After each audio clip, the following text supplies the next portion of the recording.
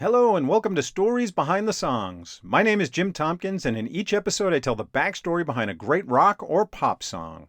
Today's song is Margaritaville by the late and great Jimmy Buffett.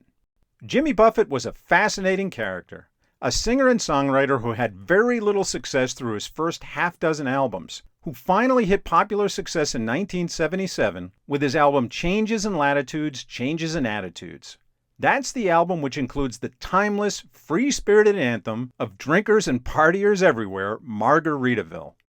In addition to the eternal mellowness and joy of Margaritaville, he was most famous for his wild and unique live shows, where the partying before the show was almost as important as the show itself. He then took that single big hit song, trademarked it, and turned it into a business empire. Here's the story of Jimmy Buffett and Margaritaville. Jimmy Buffett was born on Christmas Day 1946 in Mississippi and raised in the port town of Mobile, Alabama. He wasn't much of a student, but he managed to graduate from the University of Southern Mississippi, in part to avoid getting drafted into the Vietnam War. After college, he worked as a street musician in the French Quarter in New Orleans, which eventually resulted in him getting signed to a couple of recording contracts that launched his career as a recording artist. The album Changes in Latitudes, Changes in Attitudes was the 8th album he recorded, but the first one to have any major success, and the first that was recorded fully with the Coral Reefer Band, which was his touring band.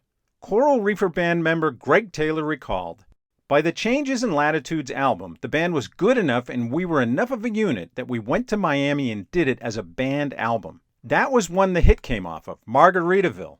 Some of my favorite rocking crazy stuff came off that album. It was a change from that Nashville play it safe sound. I like the first albums, but they don't have the energy that Changes had." Some have attributed the album's success to that fact, along with the fact he worked with producer Norbert Putnam for the first time, and of course to Buffett's excellent songwriting.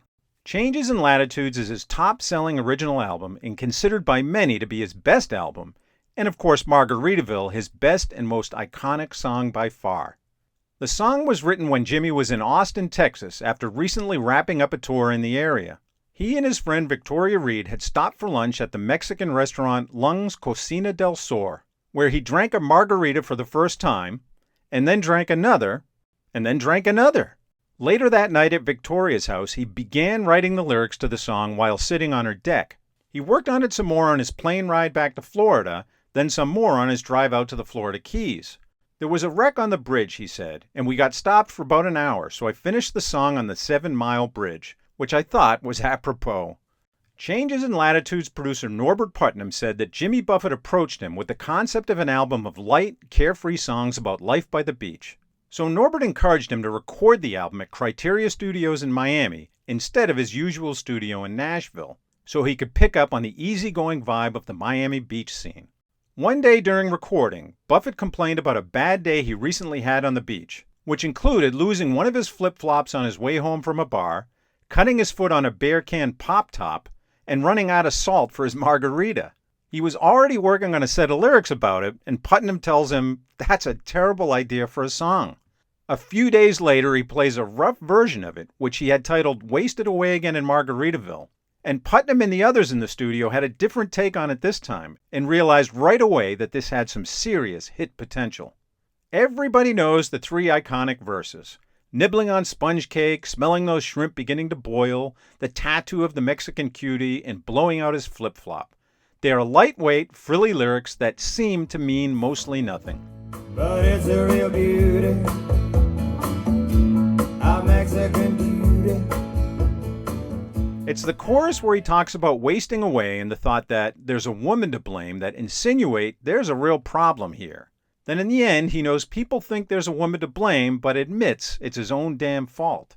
There's really 2 avenues you can take on the meaning of the lyrics. That's a guy with a drinking problem who's spiraling downward after a breakup with a woman. On the other hand, you could focus on the lyrics of the verses as a collection of funny phrases that don't really mean much, but that convey a feeling of lightness, of fun, of being completely carefree. That's the way I read into them, but there's no wrong interpretation. And maybe it's both. It's a carefree song about a carefree lifestyle, but behind it there's a feeling of wasting away and drowning your sorrows. To me, it's the song I'd like to have playing more than any other in the summertime as I'm on the back deck grilling chicken and drinking a beer. One funny thing about the lyrics, for my entire life I've thought he says, blew out my flip-flop, stepped on a Pop-Tart in that third verse. I blew out my flip-flop, stepped on a Pop-Tart. Am I the only one that thought this, or was the rest of the world fooled too? It was only after reading about his death and digging further into Margaritaville that I learned the verses stepped on a pop-top, not pop-tart. What's a pop-top, you ask?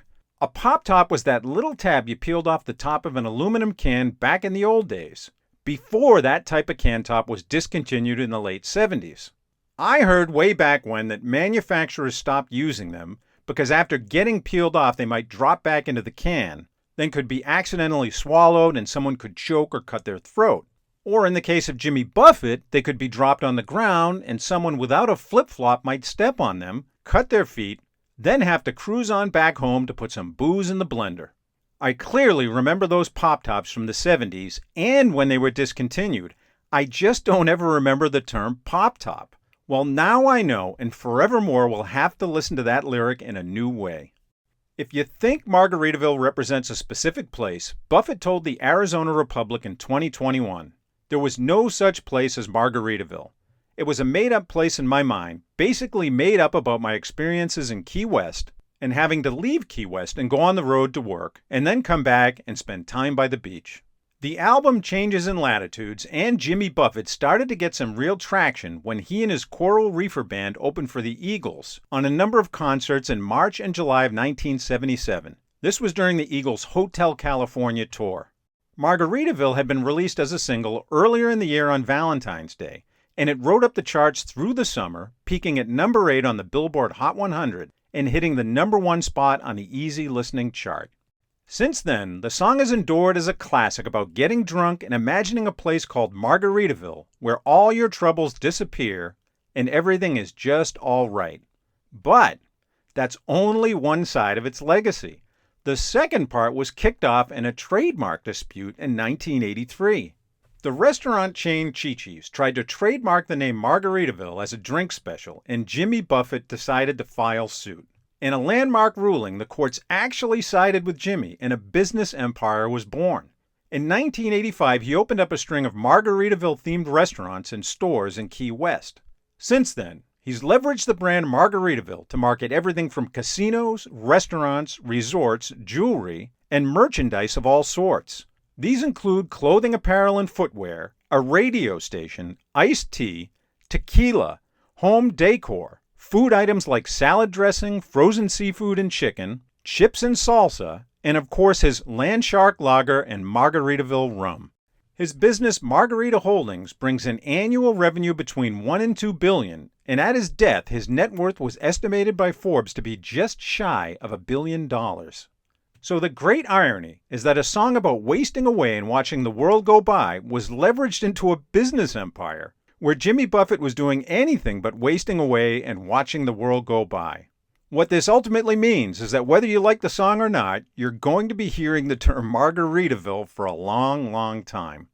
Here are some other interesting facts about Jimmy Buffett and the song Margaritaville. Jimmy Buffett revealed during the recording of an episode of CMT's Crossroads with the Zac Brown Band that Margaritaville was actually supposed to be recorded by Elvis Presley, but Elvis passed on it, then passed away himself the same year the song was released. There's a lost verse to Margaritaville, which he sometimes added when performing in concert. Old men in tank tops cruising the gift shops, checking out Chiquitas down by the shore. They dream about weight loss, wish they could be their own boss. Those 3-day vacations can be such a bore. Margaritaville's natural song length is 4 minutes 10 seconds. But when it was released to radio stations in 1977, it was edited down to 3 minutes 20 seconds, cutting out the instrumental break in the section during the third chorus and final refrain. The song was also sped up a half step, which goes to show record companies will do just about anything to create a hit record.